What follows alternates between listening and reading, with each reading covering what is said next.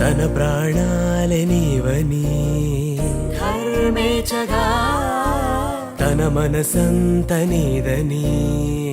అర్థేచగా తన వలపంత నీకని కామేచగా